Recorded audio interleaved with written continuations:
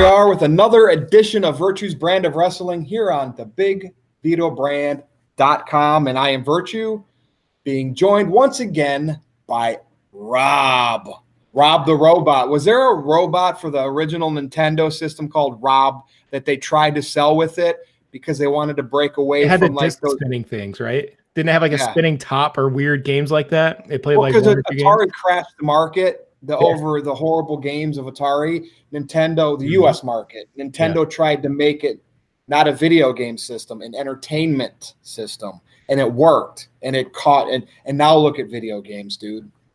It's kind of like when anything goes to the entertainment side, it does better. What's up, man? we got to talk about something here. I want to read you a tweet. All right, this is wrestling. We're not going to talk about video games. So last night on Raw, Kurt Angle announced he was facing Baron Corbin in his last match at WrestleMania. Okay. Kurt, in that match that he had last night, looked very blown up, right? I mean, like bad. I get that he's back doing this, paying it forward or paying it backward, giving back to the business, right? Not to get himself over, but to get other people over. But they need to protect Kurt. So a singles match, in my opinion, it's crazy. What was he in last year at WrestleMania? Tell me the match. I'm going to be honest with you, man. I don't even remember because it was not memorable. I don't remember anything about Kurt Angle last year. I don't. No, at WrestleMania. Oh, at WrestleMania. It was very memorable. What match was he in last year at WrestleMania? It was the hottest match on the card. Was it the Shield card? No. I can't remember. I don't remember Kurt Angle. Kurt Angle and Ronda Rousey. Oh, that's right. The tag team match. Versus Stephanie and Triple H. Now, you probably were tunnel vision because of Ronda, right? Right. But he was in that match, and he was protected. Yes. Because it was a tag match, and he didn't have to be in there to get blown up. So, to me, why don't they do that again this year? Why don't they bring Charlie Haas back, Shelton Benjamin, 6-man tag against Corbin, whoever, Have Angle get the hot tag, have the big feel-good moment. I got to find it here. And I said, Kurt Angle should not have the WrestleMania match. He gets too blown up. And the fans will turn on him if they don't like his opponent. And an indie worker, the amazing Nate Matson out of Michigan, who is a fantastic worker, and I value every one of his opinions, said, give Kurt a break. Paraphrasing here, give Kurt a break. He's doing this to give back to the business and to put somebody over, So basically he's calling me out by saying Kurt should not wrestle at Mania on Twitter. I did not say at Kurt Angle. I would never do that and slander, and say something bad about a wrestler. I was merely suggesting what the fans will do if Kurt Angle wrestles his last match against Baron Corbin, who they don't like, who today's fans don't like, and then that match gets "this is boring" or boos. To me, that's disrespectful. It's not Kurt's fault, but it's the state of his physical condition. His opponent, Baron Corbin, they need to protect it better because the fans will shit on that. And I would rather be called out by Nate Matson on Twitter criticizing Kurt being at Mania wrestling a match, because I think if this happens at Mania and he gets shit on, even if they don't think they're shitting on Kurt, but they're shitting on Corbin, that's going to make Kurt feel so bad that he couldn't help get Corbin over. And maybe it won't. But what's your thoughts on this whole scenario? So I think I still feel there's more to come. I don't think this can be the final thing on the card. Something has to happen because this is bold. Because as you said, Kurt Angle can't do it anymore. Not like he used to. He might get a couple minutes after a hot tag, which is why that tag team worked. Okay. Yep. But now they're going to put him in a match with someone everyone hates. And if he can't be entertaining Kurt Angle, like you said, they're going to get shit on. They're going to get this is boring. And if that's the last match of his career, what a dud. And it's not Baron Corbin himself. It's the entire situation they put him in. They're almost setting him up to fail. And I don't like it. I think he deserves better. What was it last video? We thought Cena or maybe even Undertaker, but if he's going to put a young guy over, I don't know if Baron Corbin's the right style worker to put him with. Yeah. I mean, why? again, because Corbin's a bigger guy and they had him as the authority figure, and it's going to be Kurt Angle making him tap out. So it's basically getting Kurt a last win at WrestleMania. That's what I mean. Really, it's going to only be like a 6 or 7 minute match. I mean, if you used to go back to the old WrestleMania cards where they had 13, 14 matches, which I think this Mania, I think there's like 17 potential matches scheduled with the kickoff show. This match clearly is going to be 6 or 7 minutes because Kurt will get blown up. But again, I look at it from the fans are thinking because Corbin's in it, they might be ready to do beach balls and shit on it, not thinking they're going to disrespect Kurt. So I did reply to Amazing Nate Madsen, who, by the way, I respect totally. He gets it. This type of guy should be working as a trainer in NXT. I know he actually does some training with Impact, wherever they actually have a school.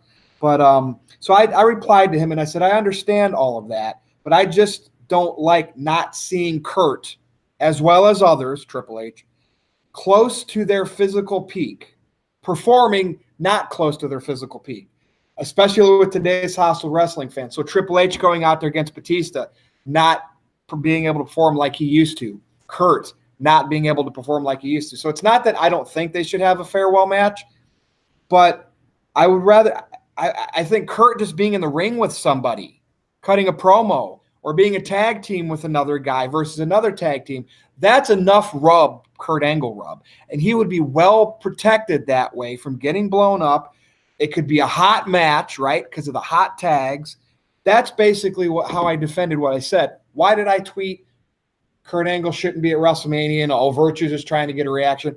Again, not because I don't think he should, but they're going to give him a singles match, and the fans are going to get hostile or very possibly get hostile. Yeah, I think you hit the nail on the head. And it's funny, even thinking about it, about saying it could have been Undertaker. How come Undertaker got a pass all those years for being terrible at WrestleMania, but Triple H and even Angle? So I've seen a lot of tweets that Angle shouldn't even be wrestling, and it wasn't in the sense of what yours was. It was just people hating for the sake of hating. They didn't actually have a reason or a valid backup. But why did the Undertaker get a pass for so long? Well, a lot of things are lost in Twitter translation. So, with so many characters, I could see where anybody thought Virtue saying Kurt shouldn't wrestle at WrestleMania, period. Again, you can't elaborate on it based on the fact I made that tweet immediately after he announced he was going to wrestle Corbin. And on that match on Raw, he needed the ropes to help himself get up, and he was gassed. So I had concerns for that and him getting crapped on by the crowd. Now, maybe they're doing this match and he's going to beat Corbin in 20 seconds, in 3 minutes. And that's – but even then, why do that when you could have made a nice, compelling tag team, like a young guy that was on Kurt's side, team up with him against Corbin and another heel? You could have a nice, solid tag team match, protect everybody in it, and have the hot tag, and the crowd eats it up the last 30 seconds or minute of the match. I don't know. Have him be the have him get beat down the whole match, have him tag out, and then at the end, when his teammate's in trouble, they make the miraculous tag, Angle slam, makes him tap out. Mania moment, forever. Yeah. I don't think it's that hard. And again, I did not go into last year's WrestleMania 34, and you didn't even remember it as the best match because we didn't think Ronda Rousey and Kurt Angle versus Triple H and Stephanie was going to be up there with Nakamura and AJ Styles, Charlotte and Asuka, Rollins and Miz and whoever else was in that match last year. You thought it was just going to be a sports entertainment match. I was there at Mania. That was the hottest match on the card, that tag match, that entertainer tag match. Is that the match the crowd got the most into? And they were all standing. The rest of WrestleMania, to them, with the exceptions of some, highlights here and there, they were not as engaged with any other match as they were with that. But you wouldn't have expected it. But it worked. It's a simple formula that works. And I think and maybe we'll be wrong. Maybe Kurt will go out of his way and somehow get him and Corbin in a spot where the fans will eat this up. But look at the rest of the card. It does not make sense. What are the chances that they're just doing this because they know the internet's going to be mad, get them talking about WrestleMania, and then kayfabe, oh no, Baron Corbin gets hurt the Monday before WrestleMania. Who will take his spot? I guess we'll have to buy the pay-per-view to find out. Well, I'll believe it when I see it type thing. I really think at this point they're going to go forward with it, and it's going to be a 5-minute, 6-minute match. Early heat by Corbin, beating up Angle, and then Angle will catch him in the Olympic slam and ankle lock just as Angle starts getting to the blown-up stage, right about 5 minutes in, and it'll be a last win for him. And now, wait, what if Baron Corbin's stupid random faction, whatever they are, come out, start beating them down, and then you have the old America's Greatest Tag Team make the save, and they could have that trio thing. So it's like a shorter match because the early interference, and then you got the Greatest American Tag Team run out and make the save. I would love a swerve in an angle like that at Mania. I'm grasping, man. Here's the problem. They don't do that unless it's Triple H and Sting, and then DX and the NWO have to come out. Like Elias said, Alexa Bliss is hosting, right? She'll have like one segment where she comes out and says, I'm the host, and that's it. Supposedly Elias is going to have a spot with his guitar. Would you think that they'll get The Rock to show up to break him up?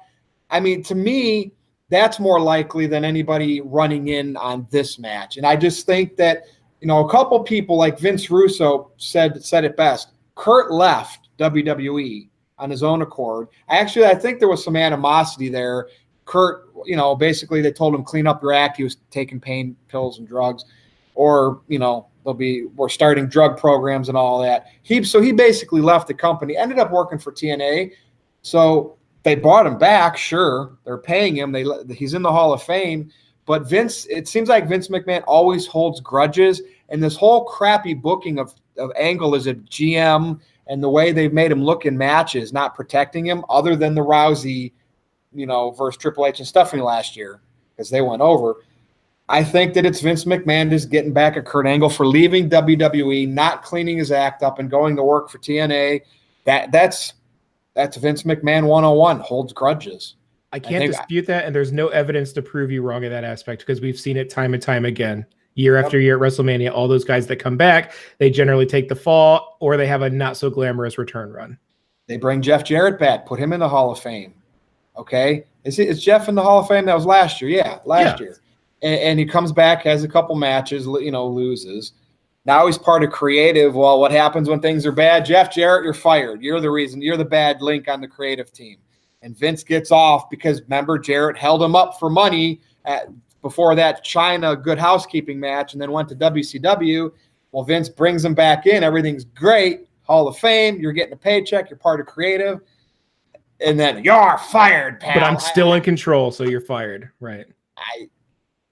So anyway, who do you think, like if it wasn't Corbin, we talked, I don't even know if John Cena would have been right. To me, I'm going to stick to my guns. And I'll backtrack a little bit. So when I made that tweet that Kurt Angle shouldn't wrestle at Mania, and Nate Madsen called me out on it, I'll backtrack a little bit. A singles match at WrestleMania. Kurt Angle should be in a multiple-person match, tag team match, 6-man tag. That's what I think. And then he'd be protected. I agree with that. 100%. Shouldn't have been a one-on-one. I am now sticking to the Mark side of me is going to cling to dear life that something's going to change. There's going to be run-ins. It's 0.1% going to happen, but I'm going to cling to that. That's my hope. Or they'll have the world's greatest tag team come back, sign Charlie Haas if he's even still working. They got Shelton Benjamin. Boom. Next thing you know, you got 3 guys on that side, and then Corbin can recruit whoever, maybe a tag team with him. Because I think Lashley's doing probably a program with Balor, I think. And then actually, and I'll come back to that in a minute. And then Strowman's going to do probably a program with Reigns. Yeah. But again, I'm thinking of other possibilities here to protect Angle. So why couldn't you have Corbin and Lashley versus Angle and Balor? Or Corbin and McIntyre versus Angle and Reigns? You know what I mean? Just to protect, and that would protect Reigns too by not throwing him back. I mean, Reigns can probably handle one-on-one 20-minute matches now, but granted, a lot of people saying the leukemia wasn't real. They should have slow rolled Roman, so that would have been great to have to put him with Kurt. I don't know. Fantasy booking maybe is killing me because it's Mania season, but are you feeling good with any of that? That last matchup actually makes the most sense. You have McIntyre, who took out Ambrose. You have Baron Corbin, who's always been annoying to everybody, and that seems. And then you could have had both of them come out beating on Angle, and Reigns is just not going to put up with it. He could still be that good guy. Why do you not work for WWE? Or you could add the 6-man tag and put Lashley on the heel side and Balor on the baby side, and you would even have the meddling Lio Rush. 6-man tag, right? Cliche, but at WrestleMania, that crowd probably would be hot for that, and then Angle gets the hot tag and does his shit for the win. Well, the reason is they have 17 matches on the card. There's probably not many other options. We should look into that. We should actually look at the proposed card, take all those people off, and see who would be left for Kurt Angle to face. Because I'm actually curious what that would be now. Yeah. All right, let's move on. So there's been an interesting topic this past few days where there's rumors of main roster talent. Now, I'm not sure if it's established main roster talent or NXT call-ups over the last year or year and a half that really haven't panned out, that have nothing to do. Going back to NXT. Now, this to me sounds like a big call-out by Triple H, because I think there's been some animosity with Triple H and Vince backstage that we aren't privy to, that the dirt sheets aren't privy to, because I think Vince did all of these call-ups to make some shock value for Raw, purging a lot of NXT talent where Triple H maybe thought it wasn't time for them yet. And all of a sudden now we're hearing this rumor that some of these main roster talents can go back down. And I'm thinking this is Triple H orchestrating that. What's your take on that? Here's, before I let you talk, because I think we're going to finally big time differ on this. I tweeted a big logo that said defective product recall. If this happens, in my opinion, and NXT stays developmental, which is what it is, this will be a red flag of how that developmental system works. I think, so if this happens and NXT is still developmental, it's defective product. To me, if they did this, Rob, NXT has to finally shed the developmental moniker and just be that third brand. Go ahead, tell me your hot take on this. I 100% disagree with you. So tell me why. NXT, they label it as developmental, right? Is it though? Look at some of the names they have on that roster. They aren't new. They aren't developing. And I would have to look for the numbers, but I would say the actual percentage of very green people is low. NXT has consistently put on, in my opinion, the best big shows. They have the best storylines. They have the best entertainment, and they have the best matches. Now, back to your comment about people who may have been called up from NXT, Sheamus and Cesaro was on that tweet. They were tagged in that. So I think this is great because NXT is how you can get the marks over. So if you send these guys who maybe aren't connecting with the crowd down a little bit, rebuild their brand and come back, I think there's a higher chance that they're marketable. Plus, I think it helps if you shuffle in some of those guys down to developmental, as we're going to call it. That gives a lot of perspective, a lot of wisdom, and a lot of experience to people who may not otherwise see that.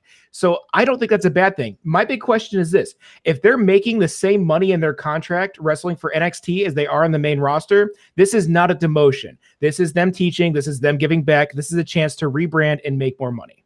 Now let me clarify this. So when they're first signed to WWE and work NXT, they do get the lower, I've heard 40, 50, 60, 70, 80,000.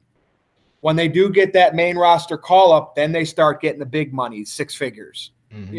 There are $1 million people, but they have, that has to be in Vince McMahon's eyes, draws. Right. So once they get main roster money, when they go back down, they're not going to start making NXT money again. They'll be making their main roster money. So, I mean, again, I guess if you look at it from that perspective, that they're sending like Sheamus and Cesaro down as teachers, perhaps, but to me, if you're going to especially established, Cesaro's established. We know he can't grab Vince's brass ring because Vince won't let it happen. Sheamus is established, multiple-time champion. Together, they're a tag team, pretty good one, but we've probably seen them too much.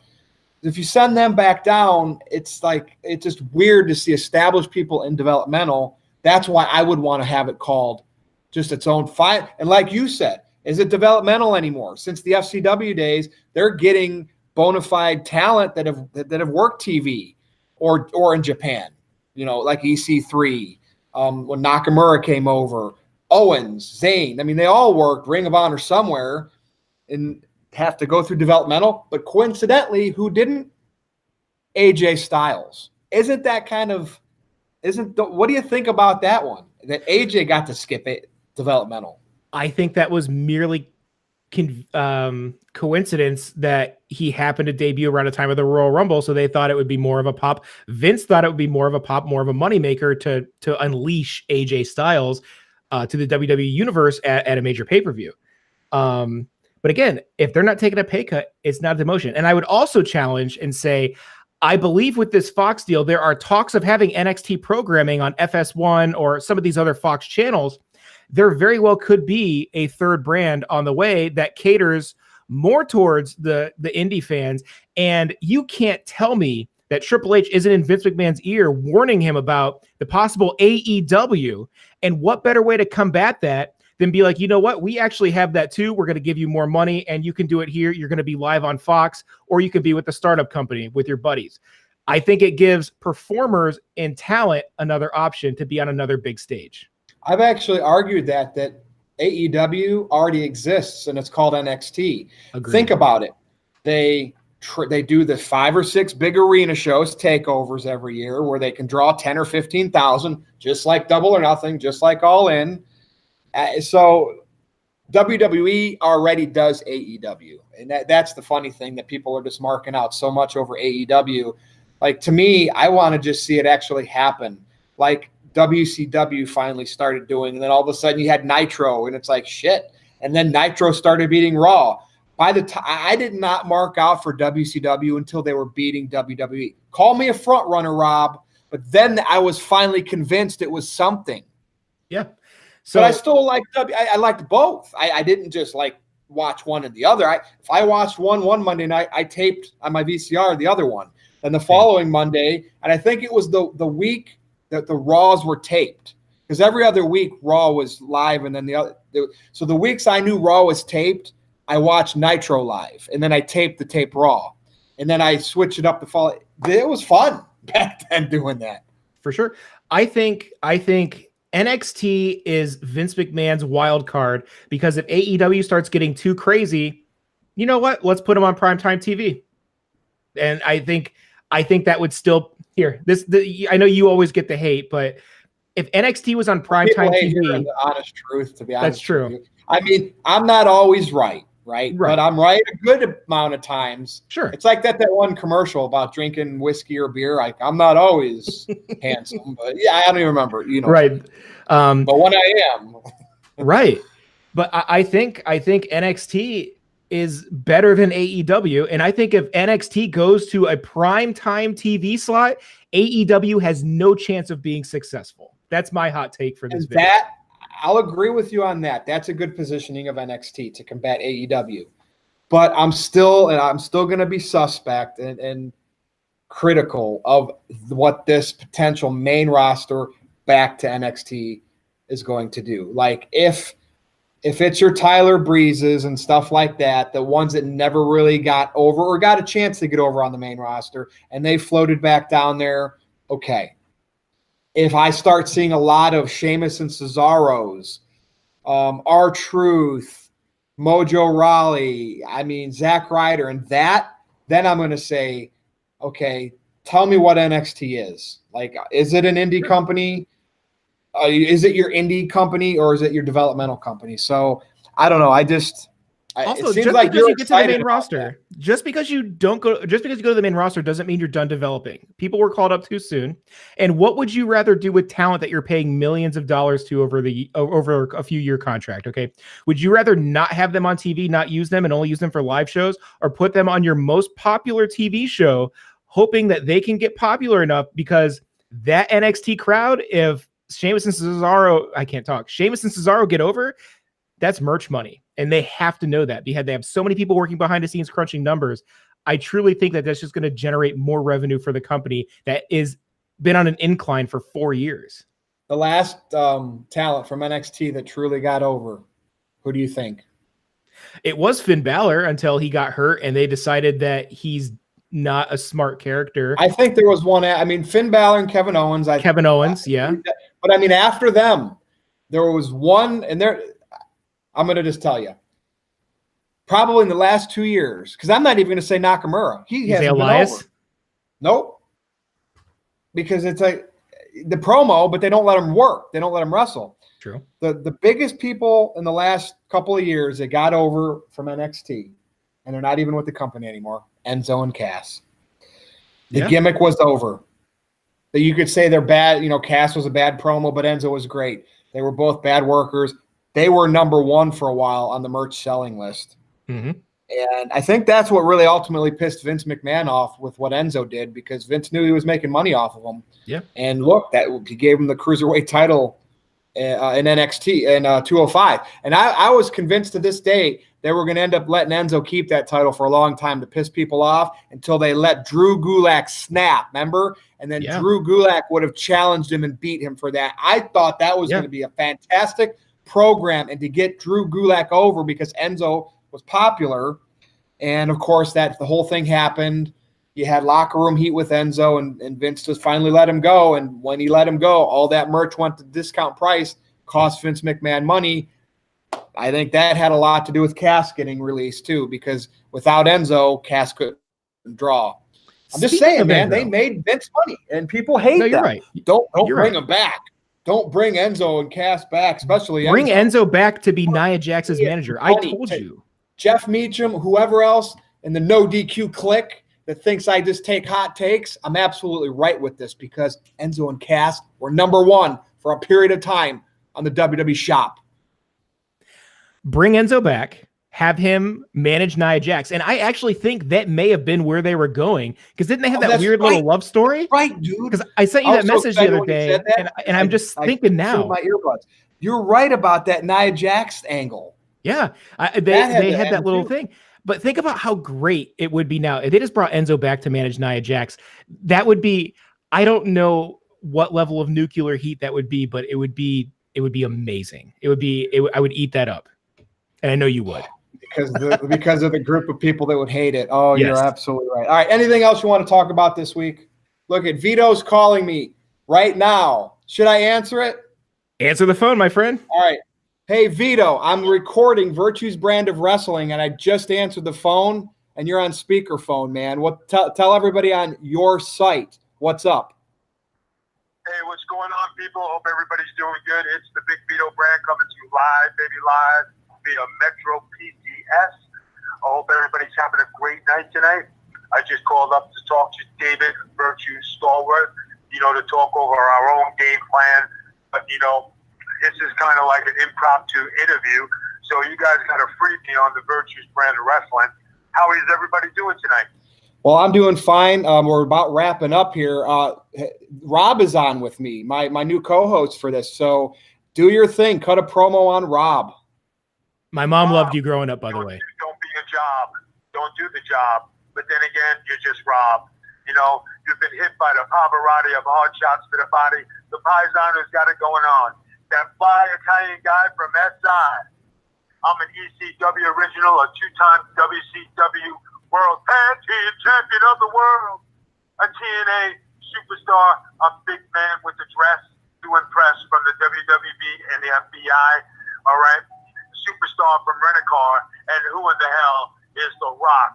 He ain't no friggin' movie buff like the stuff talking to you right here, because that's enough.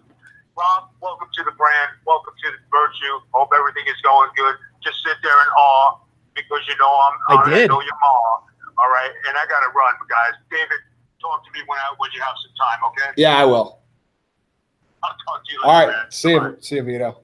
That's actually true, though. I used to watch wrestling with my parents growing up, and my mom actually did like Vito. So yeah, we're going to be bringing Vito up to UXWA. He just penciled it in, or not? He didn't pencil it in. He blocked it off on his calendar. November 30th, Saturday, he is going to be at UXWA in Cleveland, and we're going to have, he'll have the meet and greet and all of that. But no, he's going to be part of the show. If he doesn't want to work a match, we're going to have him out there as an enforcer or something. So, and I'm trying to get him at AIW as well that Black Friday. So he does the boom, boom, back-to-back nights. So, Rob, anything else you want to talk about? If not, do your plug, man. My plug is Twitter. You can follow me at Xenomecha, Xenomecha. Virtue, there's a few places they can find me. Where would those places be? Well, they can find you right here on the BigVitoBrand.com on Virtue's Brand of Wrestling with me every week, which is on Anchor, iTunes, wherever, anywhere podcasts are played. I know they put this video on Twitch, sometimes on YouTube, but YouTube sucks. So, and of course, once every third week or so, we do wrestlingwithwrestling.com. So you and I will do Wrestling with Virtue, which go check that out, people. That is actually, Rob and I did the Road to WrestleMania. And of course, it hasn't got as many views as we nailed it the week before talking about AEW versus WWE. And then we start talking about WrestleMania and people are like, but perhaps as we get closer to Mania, that'll get some more views. But go check it out. Seriously, people. Ask Rob or ask myself. We'll send you the link. But that's it, man. If you're good, I'm good. I'm good. So I am Virtue. Follow me on Twitter at NoDQ_Virtue. Of course, go to the BigVitoBrand.com where you can see this, Getting Color, a bunch of other shows that Vito and Noel do. So for Rob, I am Virtue. This is Virtue's Brand of Wrestling. See you next time. Make sure to check out the Big Vito Brand on twitch.tv/the Big Vito Brand. That's twitch.tv/the Big Vito Brand.